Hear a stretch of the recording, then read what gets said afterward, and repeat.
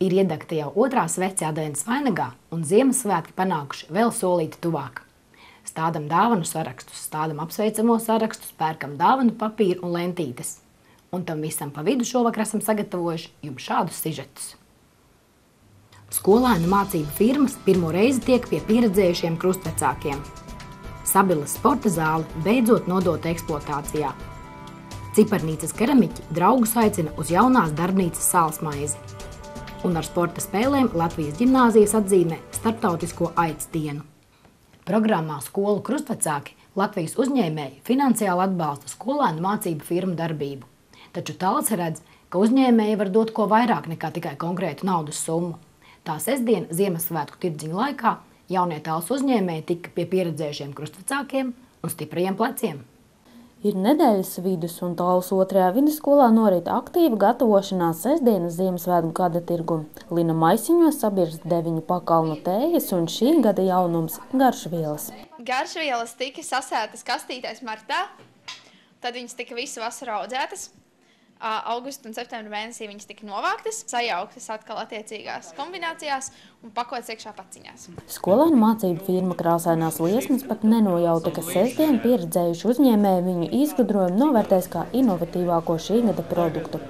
Ideja par šķidrajām svecēm ar krāsaino liesmu puišiem radusies ķīmijas stundā. Tēm bija pa jonu reakcijām, metāla joni, krāso liesmu, un tad arī mēs to izmantojām.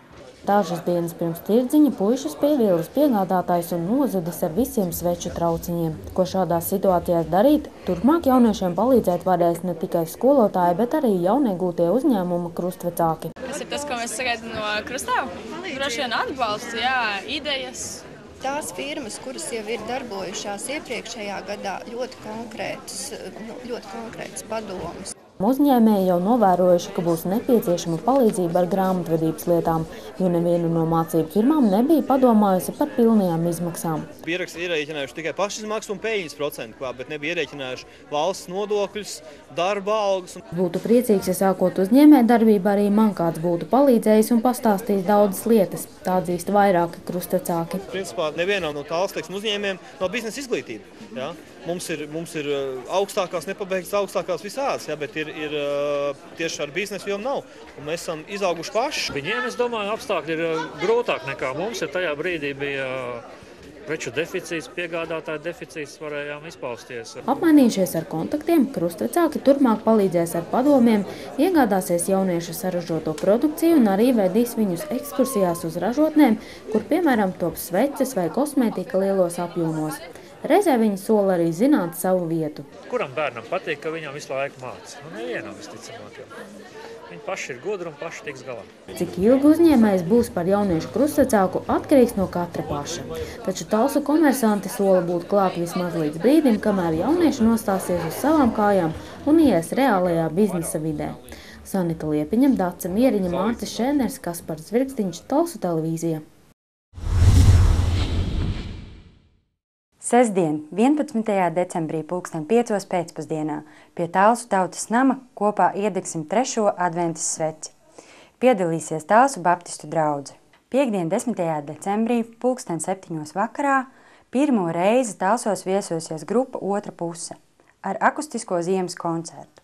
Piedalīsies arī Rolands Ūdris no grupas Hobos, meiteņu trio Limonāde un Baibas Veismans bērnu vokālais ansamblis. Biļetes nopērkams Talsu tautas namā. Sagaidīsim svētkus kopā! Par prieku Sabiles vidusskolas skolniekiem un visiem sporta aktīvistiem. Pēc 5 gadu ilgas gaidīšanas, pārvarot dažādas finansiālas un citas grūtības, ir pabeigta sporta halle Sabilē. Savas sporta zāles sabilniekiem līdz šim nebija, un ceļš līdz tai nebija viegls. 2005. gadā tika uzsākta būvs celtniecība par naudu, ko pašvaldību investīciju projektu ietvaros piešķīra valsts. Nedienas ar finansēm projektu vajāja bieži, un bija laiks, kad izskatījās, ka halle tā arī netiks pabeigta. Atklāšanas svētki bija paredzēti jau šā gada janvārī. Pagājis gads kopš celtniecības pēdējiem darbiem, bet, diemžēl, dēļ valsts uguns drošības prasībām nevarējām zāli nodot. Bet šodien, tā kā 2. decembris ir, Mums Sabilē ir, var teikt, īpaši svētki, iztrūkst orķestris varbūt un ziedi. Cīnoties par to, lai neskatoties uz finanšu problēmām sporta centrs tomēr tiktu pabeigts, pirms 2 gadiem sabilnieki pie vidusskolas izveidoja logo Hallei būt, tādā veidā izpelnoties pat valsts prezidenta uzmanību. Nomainoties 2 būvniekiem un pateicoties pašvaldības iniciatīvai, halle beidzot ir pabeigta. Pēc ilgiem darbiem, lai arī celtnieks teica, ka darbi bija pabeigti, šā gada sākumā vēl nebija pabeigta sporta zāles apšūms, nebija pabeigta fasāde. Ja grib atrast, protams, kur piekasīties, vienmēr var. Pie manī var, pie visiem var, jā. Bet būtība ir tāda, ka objekts ir nodots. Kopumā darbs, manuprāt, izdarīts ļoti labi. Visi ieinteresētās organizācijas devušas atzinumus. Šodien bija jāparaksta tikai papīrs. Kopējās izmaksas tiek lēstas vairāk nekā 1,5 miljonu latu lielumā. Taču, jāsāk domāt par ikdienas tēriņiem, kas saistīti ar telpu apsaimniekošanu, atklāja pārvaldes vadītājs. Izmaksas tiešām nav no pašām lētākajām, kā nekā telpu kvadratūra ir diezgan liela. Apkuri plānojam mēnesī ne vairāk kā 2000 latus. Vietējie plāno veidot savu tenis klubu, jo šobrīd Sabilas sporta centrs ir vienīgā vieta novadā, kur ir šim sporta veidam iegādāts atbilstoši augstvērtīgs aprīkojums. Inventāru mēs esam iepirkuši par 14 000 patreiz. Protams, tā ir 3. daļa no visām vajadzībām, bet šobrīd varēsim ar to arī iztikt. Līdz Ziemassvētkiem paredzēta arī svinīgā atklāšana, kad jebkuram iedzīvotājam būs iespēja atnākt un novērtēt ilgi gaidīto celtni. Dace Mieriņa, Māčs Šēners, Talsu televīzija. Pēdējā laikā biedrībai Cipernīca bija tāds norobežošanās periods. Darbs no rīta gaismas līdz tumsai. Tagad rezultāts ir gatavs, un to sālsmaizes pasākumā varēja novērtēt keramiķu draugi. Pa durvju šķirbiņu jaunajā darbnīcā ielūkojāmies arī mēs.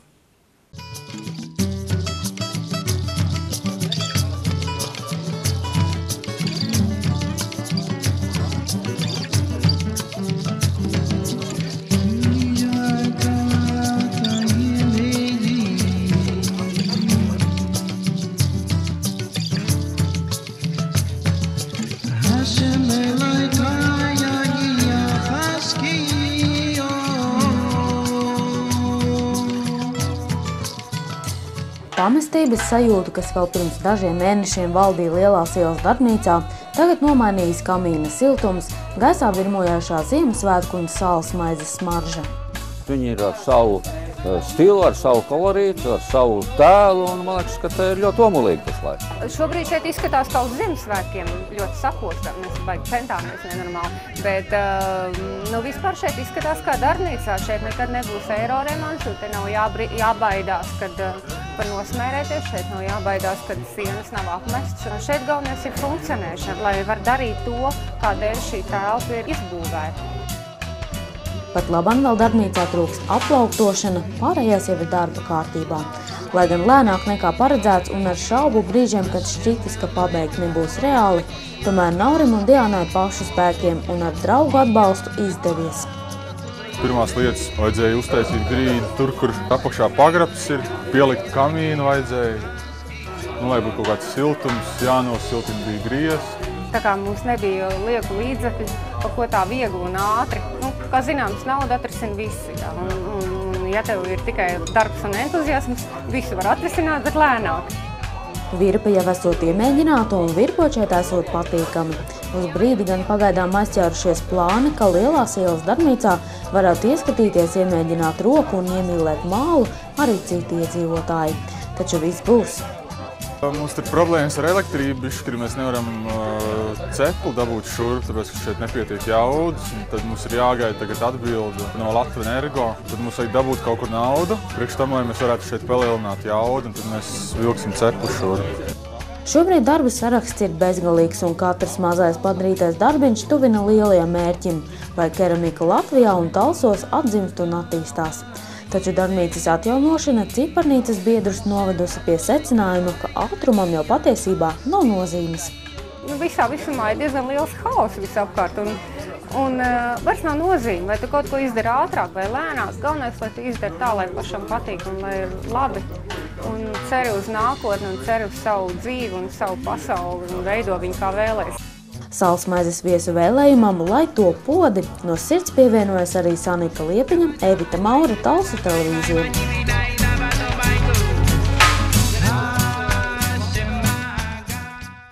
1. decembris ir starptautiskā aids diena.